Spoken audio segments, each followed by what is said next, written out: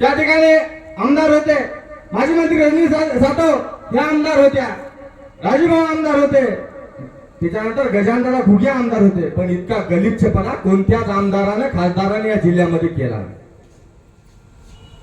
विकासाच्या नावावर बोंबाबोंब, घोषणा कोणत्याच नाही. आणि सगळ्यात तुम्हाला काय काका परिस्थिती अशी आहे, समजा समोरच्या उमेदवाराला निवडून दिले तर काय होणार? प्रत्येक गावागावात बुक्की.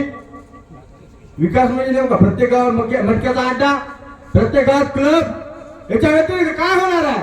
आज एवढा औंढ्याचा पवित्र ठिकाण आहे, या 5 वर्षामध्ये या लोकांनी काय केलंय दाखवून द्या. समोरच बस स्टँड आहे, मुतायला जागा नाही, त्या नालीचा प्रश्न तसाच आहे, मंदिराच्या एफड्या उचलल्या. या सगळ्या गोष्टींची वाचा फोडण्याची ही निवडणूक आहे मित्र.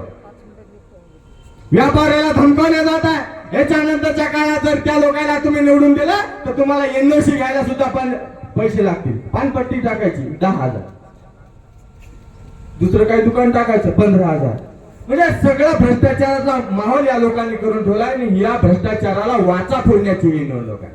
घाबरण्याचं काही कारण नाही. आमच्याकडे सुद्धा पैलवान आहेत, आम्ही तर पट्टीचे खानदानी आहोत. त्याच्यामुळे परिस्थिती अशी आहे की तुम्हाला लढणं गरजेचं आहे. लोकशाही टिकवायची आहे, या जिल्ह्याचं नाव टिकवायचं आहे, या लोकसभेमध्ये विकास करायचा आहे. आणि हे जर करायचं असेल तर आपल्याला नागेश पाटलाच्या पाठीमागे उभं राहणं गरजेचं आहे. येणाऱ्या 26 तारखेला आपल्याला मशालीचं बटन दाबायचं आहे. त्याचं कारण काय? आपल्या अस्तित्वाची लढाई आहे.